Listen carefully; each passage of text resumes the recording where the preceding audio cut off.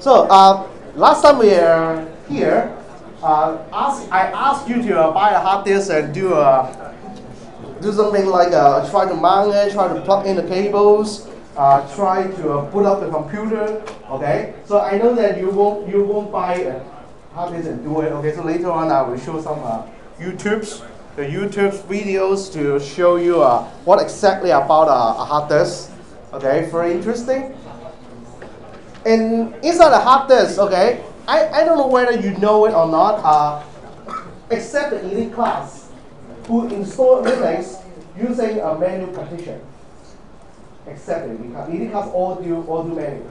You don't know? You do it, right? You don't do manual or CentOS? Okay. So every other guys do automatic, right? So basically, after you check on automatic, then you will lose many information. Now, basically, when you install a new computer, if it is Windows don't care about this. If it is a Linux, you will find a screen, okay, if you want to go through the manual installation, ask you to break the hard disk in parts, okay? And usually, there are some recommendations. Later on, I will tell you what are the recommendations. Now the recommendations, at least you should have one. Where is my laser? You should have one. We call it the first order, not first doesn't primary, but in the figure I only have one primary. Okay, so the primary partition usually is for operating system. Okay, so then in your case, like me, I love to have a root directory put on the primary partition. And then later on, I will have one more partition to have the what we call a virtual memory support, or the name should be called swap. In chapter 4, I'll talk about the virtual memory support. Okay. Then other directory, I usually have one directory to host all my accounts files. I will put it in the /home. Okay, and so on and so forth. Now, if you want further information, okay, you can go ahead and buy I don't know what kind of magazines, okay, they will usually talk about it, okay? Now, usually there is a question, so this is an easy question for me, okay, because in the age of, I was at your age, okay, we still do manual partitioning, okay, so we know why we need manual partitioning. But now you guys are already have all the convenience in using some good software, so you may not know why we do this. At least, this is the topic that I want to focus in this chapter or this part. After we learn all things, we will know that, as a matter of fact, for smaller partition or for smaller hard disks, the performance will be higher than a bigger hard disk. And I can explain why. Okay, so the performance itself doesn't mean that, okay, I have an SSD, I don't need to care about performance. No. Okay, even if you're using SSD, okay, there is a performance problem. Okay, and the performance is the bigger the disk, the slower the operations. Now, not the slower the hard disk. Okay, they are having the same speed. Okay, the same speed after the manufacturer. But when you use it, the bigger the hard disk, the slower the performance. The smaller the hard disk or the smaller the partition, the higher the performance. I will explain to you why. And then I don't know whether you still have this combination. I know that Windows 7 is very hard to do so. So I don't put Windows 7 here. Yeah, I once tried it. I mean, it's a pain in the ass. Okay, very hard. I mean, why bother to do this? Okay, so I usually have only this combo. Okay, like one of my computer can support Mac. Okay, I follow Macintosh guy. Okay, and install a Mac, and then usually dual boot with these two guys. Okay, as long as you have a big enough hard disk, then you can partition your machines in several parts. Okay, and also data management.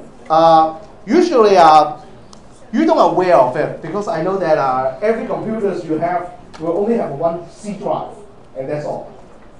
Okay? So what will happen if that C drive suddenly corrupt? you will lose all data, right? So I really have this experience. The experience is that I have several partitions, okay? Although at that time my hard disk is 1.2 G. Yeah, it's 1.2 G, okay? I still have several partitions. And suddenly a virus attacked my computer, okay? And this is my fault because I downloaded some games, okay? That games have viruses, okay? Yeah, and that game is different by other CS students. Okay, so CS students love to distribute virus. Okay, so that virus, how they attack the partition table. Later I will show you, and try to erase all my data within 1 second. Okay, so that because I separated data into partitions, so I can find ways to recover part of the hard disk data. Okay, for the C drive is gone, but D drive, E drive, F drive still survive.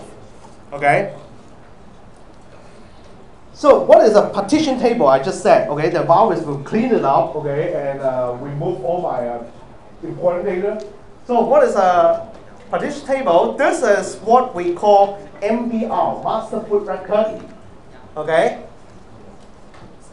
And what is it? This is a bytecode. And a bytecode means that you will execute the thing, okay? And I have a USB drive, okay? Later I can give you to play around with it. Basically, I forgot to plug into my computer, okay? So when you plug in this drive, you can find something interesting, okay? So I forgot to start my. I forgot to start my Gen 2, okay? So wait for it to put up. Okay? Later on I will plug in this and I copy a program into my Linux, then you can see the partitions. Okay? And the partitions here usually have 4 entries, only 4 entries. And the 4 entries usually in this layout. I cannot demonstrate this yet because I didn't start it up and didn't plug in this USB drive, okay? So after you look at this right, I can do this, although it is dangerous. Yeah, I can do this. Yeah, can you guess what I'm going to do? What? I can do nothing. What? This. Yes. You got the point. What? Still go back there? Allow. Ooh.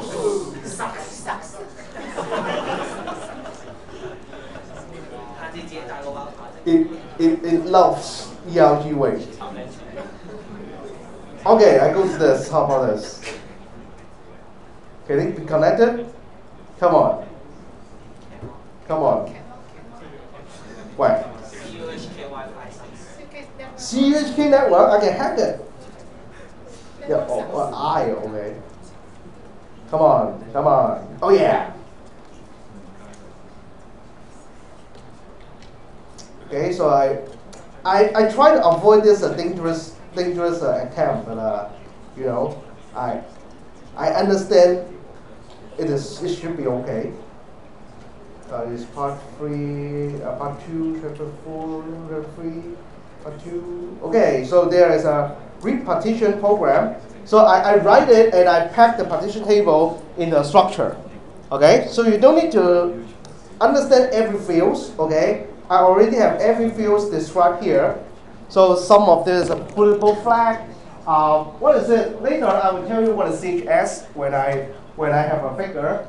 What is partition type? What are the addresses? How big it is? Okay. So let's go. So what is the dangerous thing I want to do? As you do. All right. Okay, this image. As you do. Now, because I know that it's read only. Read my hard disk. Yeah, it won't corrupt it. Okay, so what is SDA? SDA is the first SATA hard disk. A means the first. So you may have SDB, SDC. Okay, so if you are using old system, then it won't be a SDA, it will be HDA. Old system using what is that? ATA hard disk. Okay, so it's a HDA. Now read. Require my password.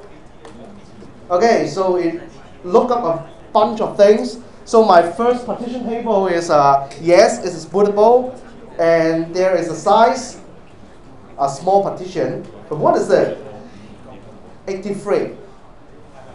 Okay, we can look it up in this hyperlink.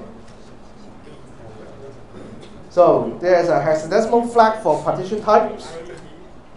83, 83. Linux native file system. Okay, so how many file systems are there? Yeah, you can see as well, so many. Okay, so many.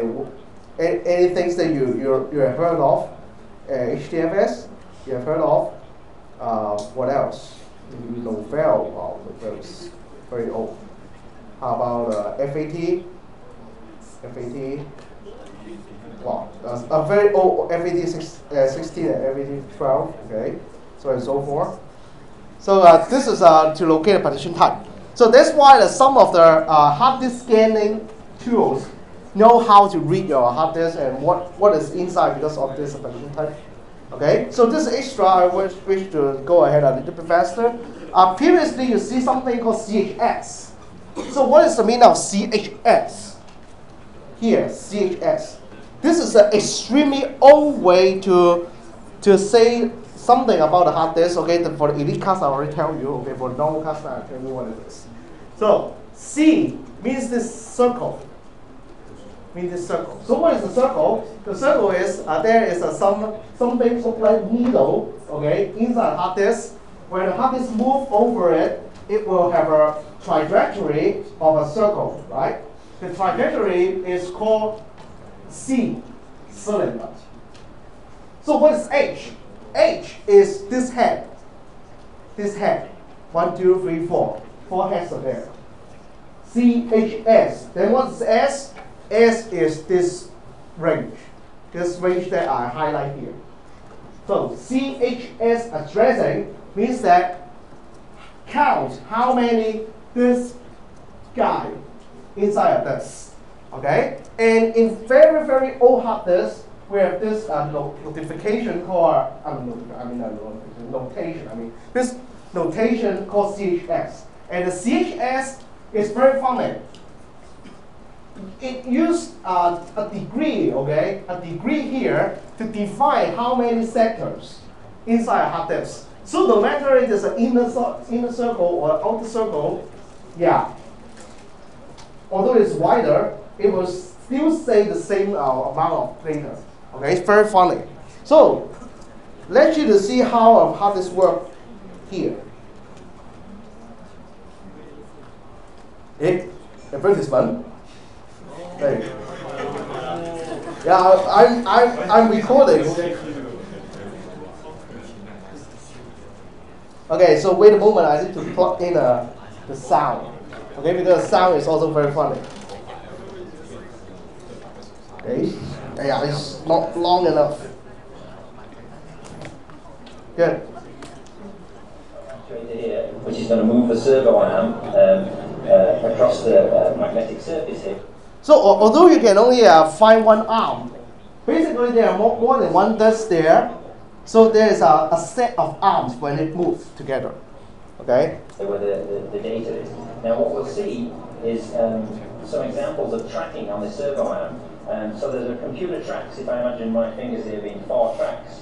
When it does a 1-track seek, it will be moving to this track, then this one, then this one, then this one. Okay. Then it will switch to 2-track seek. So yeah, this guy say too much. At a time. And then okay. 4 and 8 tracks and so on. Let me go ahead a bit. Okay, so the disk starts up with a certain initialization procedure. So it starts and then it will go into this test demo.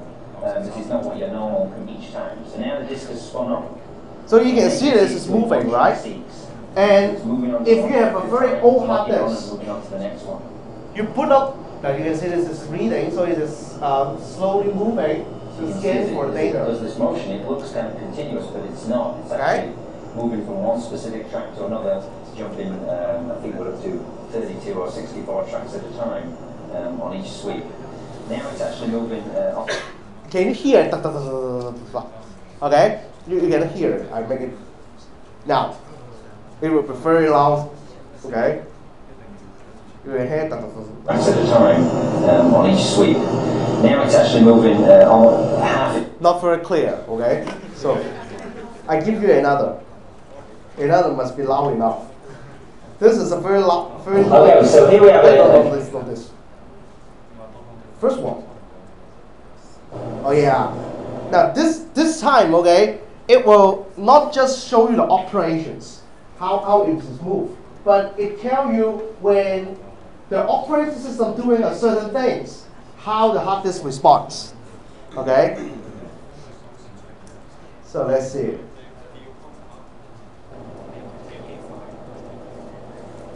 Okay, don't care about the hyperlink.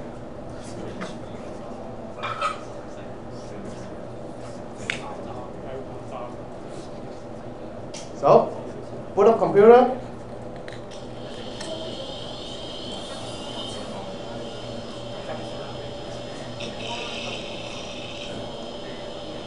Now, can you hear the sound? Can you now find this kind of sound in your hard disk? Usually, mobile hard disk not that loud, not that noisy. If it is a desktop hard disk, it's a bit noisier. Okay. Delete the folder. And this must be a big folder.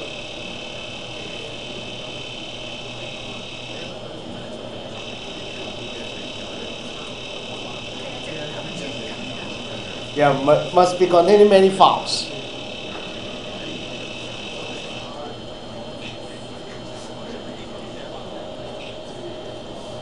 Copy and paste is very funny. Copy and paste, copy and paste, copy and paste, right?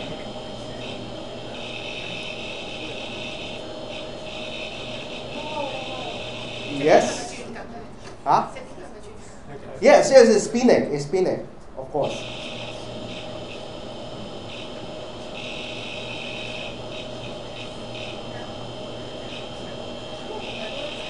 So it's still copy and paste, copy and paste. Okay. And this is very funny, quick format.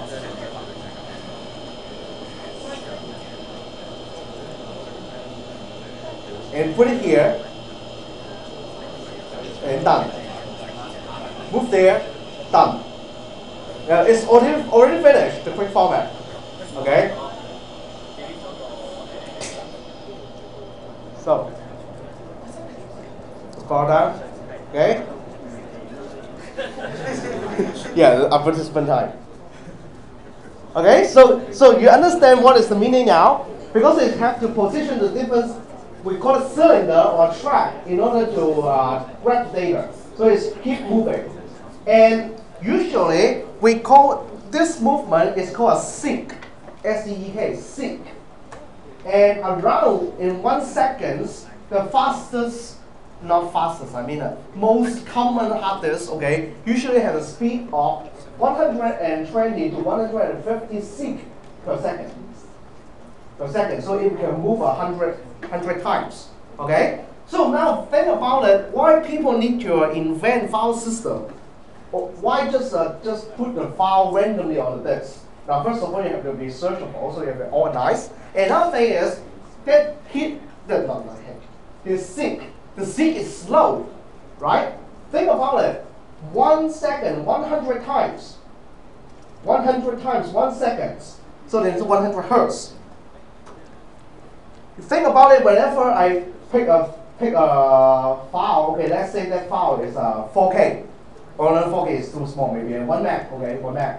So maybe one such a seek gives me 1 meg of data. So 1 second, what is the throughput of this? 100 megabytes per second. Okay, 100 megabytes per second. Will you satisfy with it? What is the nowadays SATA throughput? Do you know?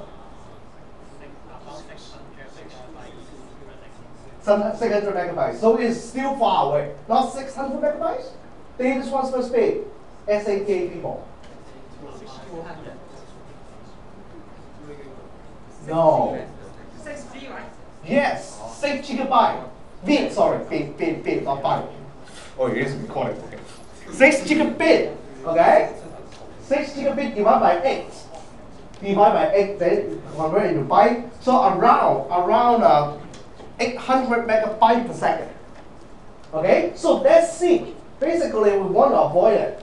We want to avoid it because it is going to be slow you down, and you cannot use the full bandwidth of the SATA cable. Okay? So that's why some people always say that, hey, we try to invent a file system that avoid the head to move.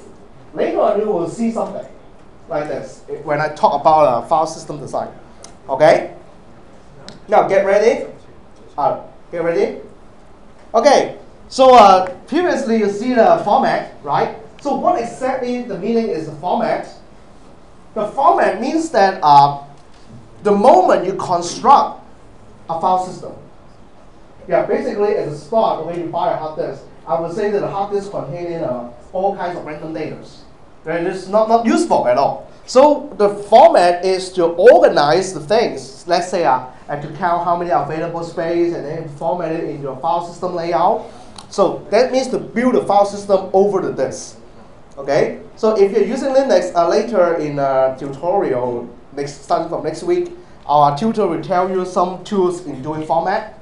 Okay, let's say this the format command to format a disk into extend3, which is previous the standard file system for Linux. Now is extend4.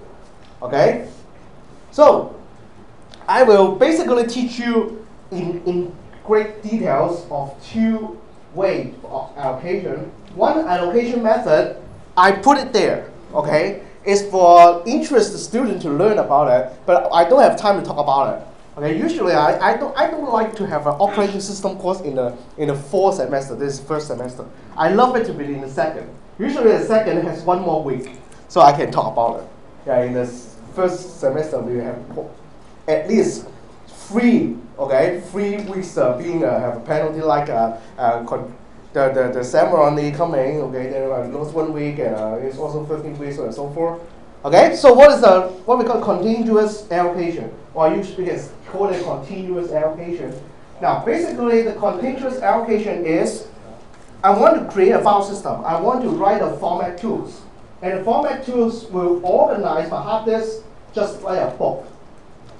Yeah, just like a book. Now, when you buy a book, okay, I don't know how you use a book, okay. Usually you buy a novel, then you will read from the start to the end, okay. But when you buy a book for this course, okay, then you will jump from this chapter to another chapter, so and so forth. Then you will need the table of content, right, for you to look up which chapter is in which page. Okay, so having this file system, I mean for each file, I map it to each chapter. A chapter I map to a file. Now, then I will have, let's say, this kind of layout, okay, to pretend to be the file system table of content. And here, the starting address is just like a starting page. Starting page of the table of content. But file is a different thing than a chapter. A chapter, you don't need to tell people that, oh, how big is chapter. But file, you usually have a unit, okay, in terms of bytes, say that, oh, how big it is.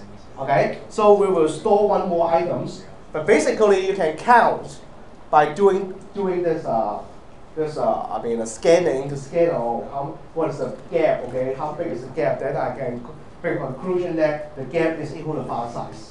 Okay, but I don't do the calculation, I save it down, okay? And we group all this information together, and I make an assumption there's only one directory in the hard disk, okay? So if we have subdirectory, we need another support. Now, this bunch of things, we will call it the root directory, okay? We call it the root directory. Remember previously I said that the directory is stored file attributes, right? So these are the file attributes, the basic file attributes, right? what you need? You need the file name, right? You need the size. And here, the starting address is something for the hard disk and for the operating system, not for the user, right? The user don't need to know the starting address. The user only need to know this guy and this guy, okay? So this is the basic of our file system. Construct the root directory and save all the necessary data there. And I have a set of requirements here. The set of requirements is very basic, right? Look at here. Allocated space management. Yeah, we need it. Yeah. Which kind of hard disk? I mean, what are the systems that you don't need to manage the free space or allocated space? No, right? Free space management, allocated space management, file content allocation. I still don't have the file allocation yet. Okay, I only have as file attributes and also a directory support. If I want to have subdirectory, I can duplicate this table of content and scatter in the lower bigger address. Okay, this small address and bigger address. Okay, file creation, deletion later I will tell you. Now, what's next? Next is about a data block, right? As it is described here, that the starting address is 100. I know 100 what is in units, okay? But this is just illustration. Let's imagine that this is bytes, okay? So it's 100 bytes, so I put it here, and it has so much data, and put it here, and then put it here. And here we have a hole, and the hole is already suggested by this size and the starting address allocation. So after I draw it here, it becomes something like this, okay? So then I will have our file allocation method. The method is very simple, just follow the address. But the free space management is very bad, and also allocated space management is very bad. Why? Let's say what you're doing is you open up the File Explorer and right-click on the hard disk, look for properties. Usually it's just 1 second. It will tell you how many space is used, how many free space left, right? Now here, how about this hard disk? This hard disk or this partition, okay, we'll need to scan the entire root directory to count how many files are there, and each file how many space are used, and I don't know where it saved the whole disk size and do a subtraction. Okay, so it's gonna be a very slow phase. Any problem? Any problem? So I said that it's a big of N search over this entire table of content or root directory. Any questions? No? Then the problems appear. Okay? So what is deletion? What is deletion? Let's say I want to delete a file. It's this what we call contiguous allocation method. Deletion means I update a table of content. Update it, delete it. Okay, delete this entry. How about the files here? I don't really care. As long as no one can look it up from the root directory, I will consider this as a free space, right? So very easy. Just cross out a row in the root directory, and that's all. How about creation? Now creation is very trouble. How trouble it is? You have a file. The operating system wants to create a file. No problem. Okay, let's say the file is 2 bytes. Then you can put it here or you can put it here, right? But what if the file is of this size? You just download Ubuntu.iso. Well, big file, right? When you put in the hard disk, you will find that this hole and this hole together tell you that the free space may be, let's say, 700 megabytes. The total free space of the hard disk is 700 megabytes. But there is no single hole that is large enough for this new file. Understand this meaning? We have holes, we have scattered space, or we call it fragments. Fragments inside the hard disk, and fragments add together, the total free space is enough, but no one piece of fragment is big enough. We call this problem external fragmentation. Okay, this is called fragment. The free space are called fragments. Okay, it's called external fragmentation. Okay, and how to solve it? Any suggestion? How to solve the external fragmentation problem? cut the file into half. Then how about the read directory? Wow, use pointer, great. Okay. Okay, I accept your answer. Cut it into two half and in table of content, okay, you tell me, okay, you open to the ISO part 1, you open to the ISO part 2, okay? Still, not clean, okay? I accept the answer, but not clean, okay? Any idea? It really happening. It really happening while I was a kid. Move game.dat to the front. What is the meaning of to the front? Let me have a laser, okay? To here. Here. So move this guy to here.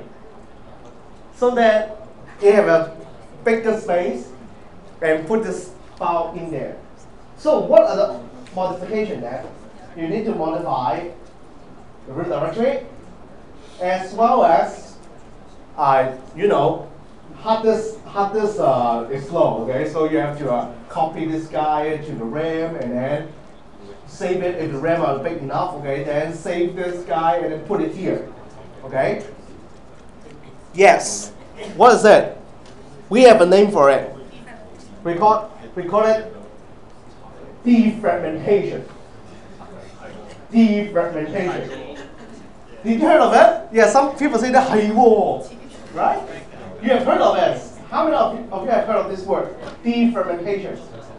Okay, so where did you heard of it? Where did you find that? Windows, right? Yeah, not such is really happening, right? Defragmentation. Okay, so let's do this. Okay? So it's slow, but why we did it?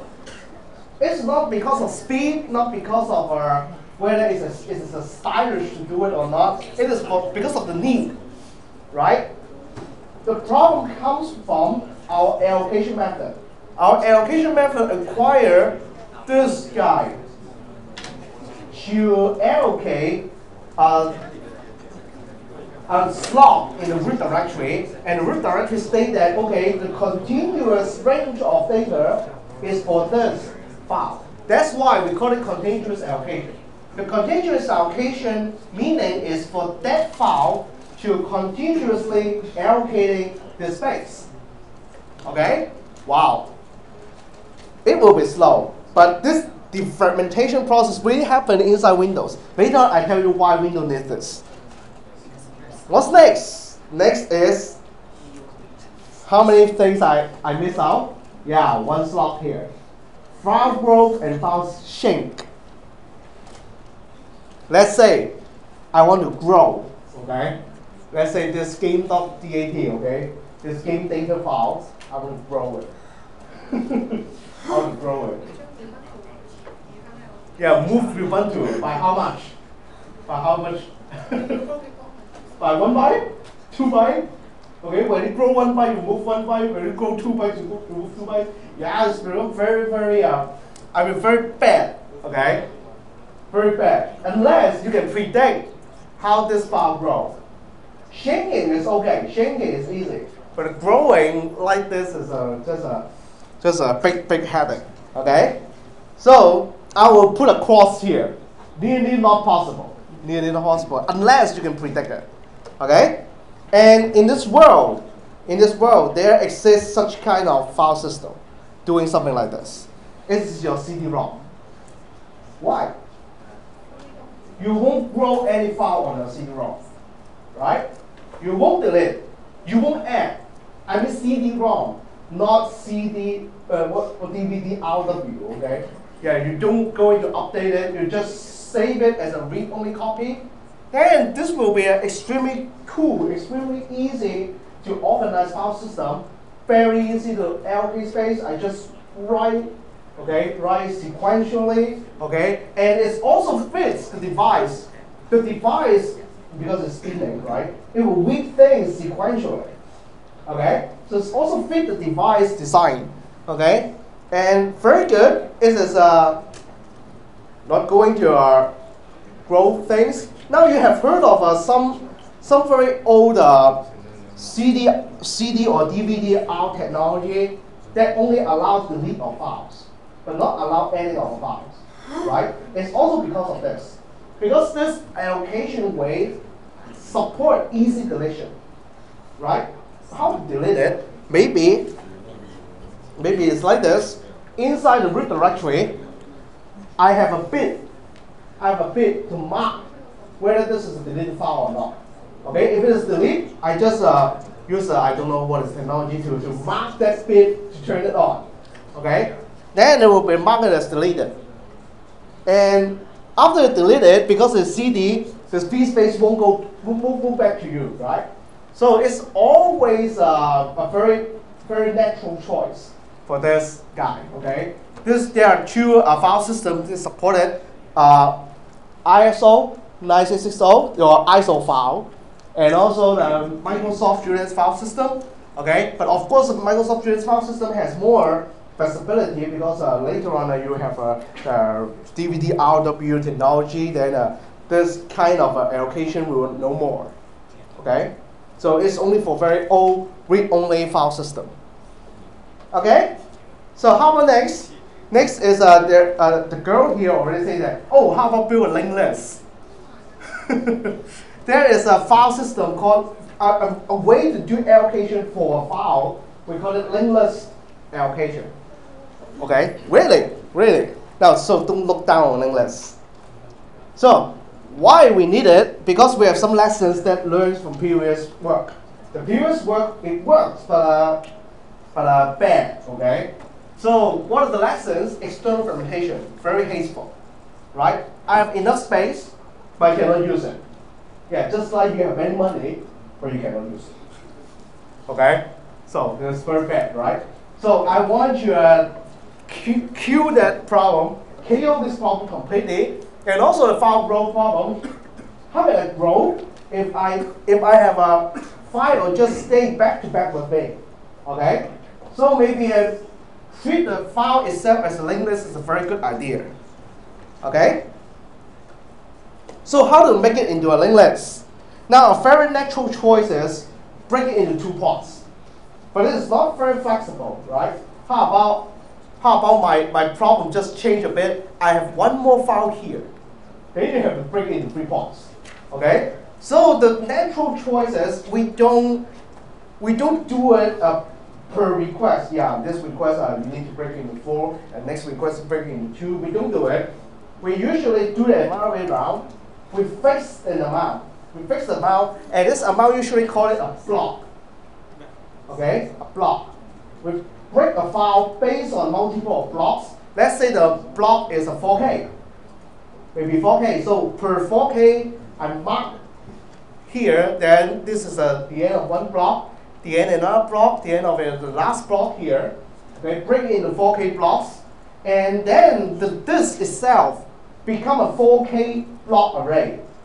This becomes a 4K block array. Then you just fit the data into the array. That's all, right? Beautiful, huh? But after you distribute it, it seems to be not solving the problem, right? How about the linkage between this guy, the 26 block? Yeah, you can count. This slide you spent years to be correct. Okay, so 26. How can I link it to a 34? Yeah, how? Very, hard, right? So that means that if we want to improve it, I need an upgrade either on the disk itself or in the root directory. Okay, now let's consider the upgrade of the root directory. What's the upgrade?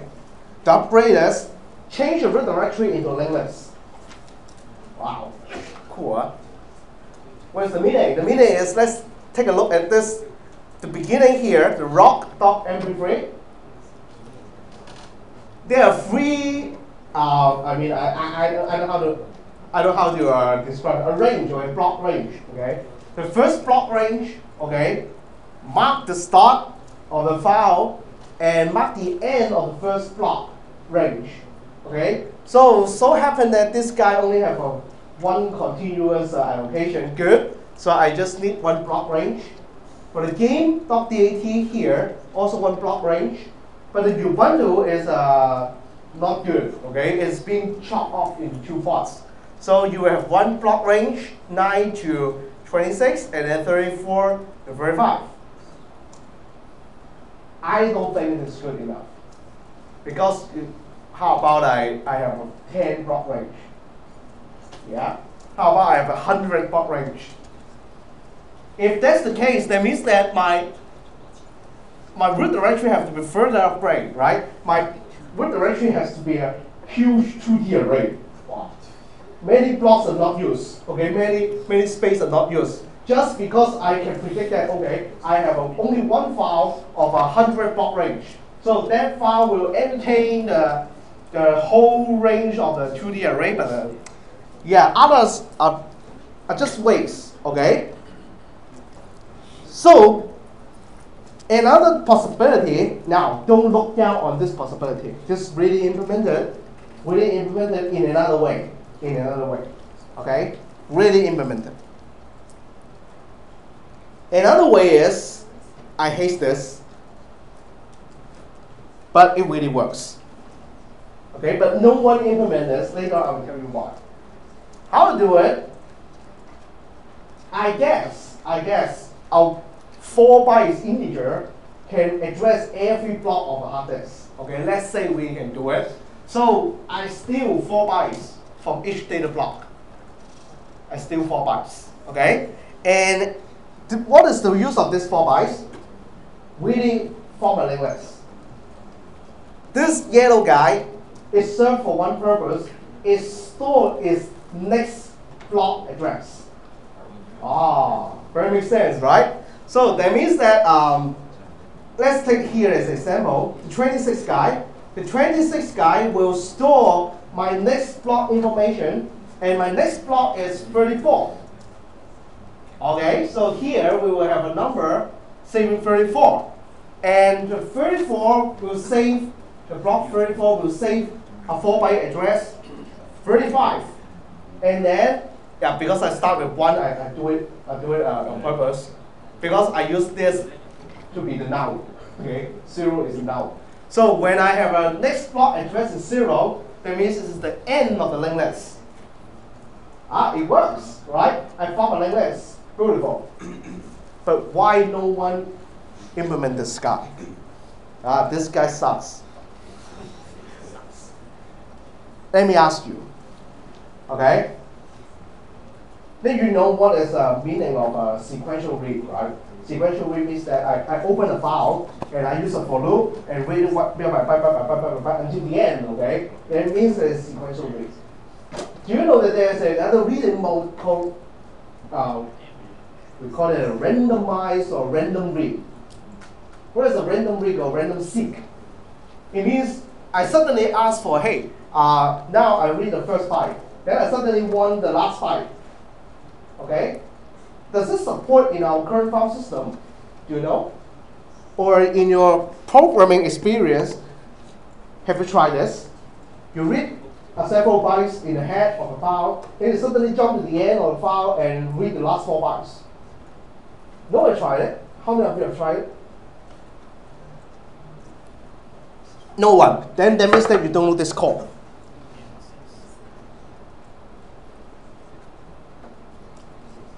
How many of you know this code, fseek? Only you. What happened? 200 people, only one people know? fseek. fseek means, I know, another one know. Okay, thank you. fseek means, this is not a system call, this is a library call. Okay? You put a stream like your open file, okay, file pointer.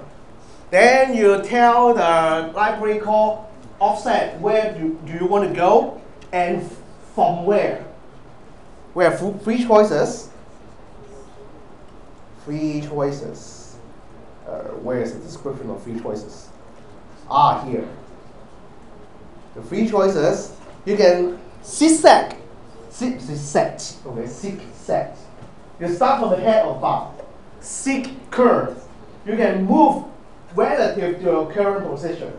Seek n, you move relative to the end of the file.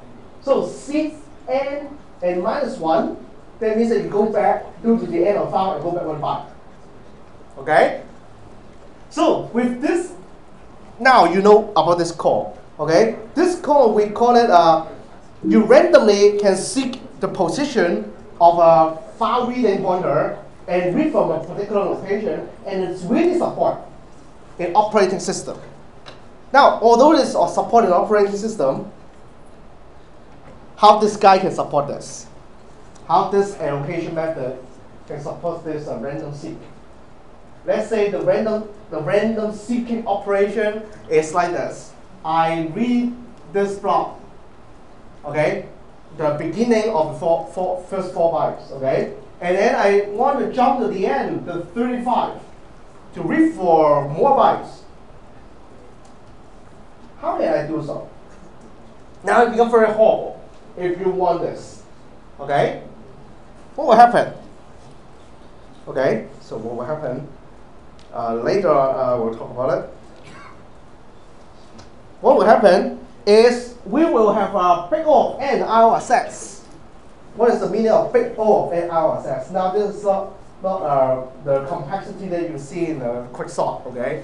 We call it IO operations complexity. And some postgraduate course will talk about this, how to minimize the number of IO access. The IO access of this pattern is, I want to read something, but you suddenly jump to a target block here. Then you have to follow this yellow guys, piece by piece, to see that, the next block is this guy, the next block is this guy, the next block is this guy, and eventually reach this guy, and know that, the next block is this guy. So basically, you will scan all blocks, as if you're scanning all blocks, in order to reach your target.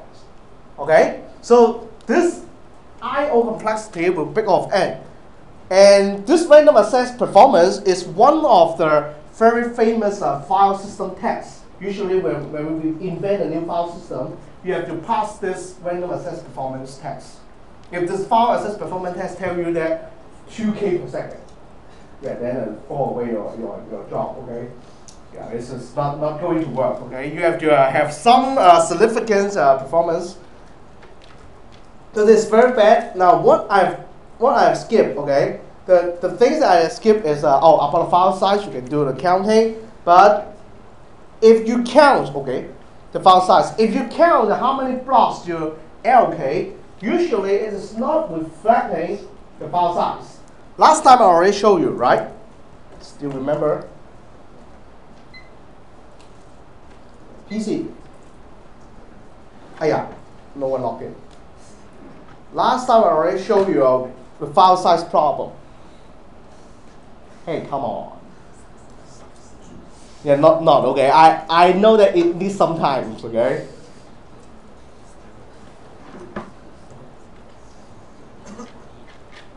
So still remember this problem? I double click, create a new file, text file, okay, and then type hello, save, right click. So the problem is, you see 5 bytes here, because I type hello only. I only type 5 characters, so it's 5 bytes. Now, this allocation is more than that. And it's because this file system cuts the hard disk into a block of 32K. Okay, a block of 32K and another block of 32K. So when you want to save the file size,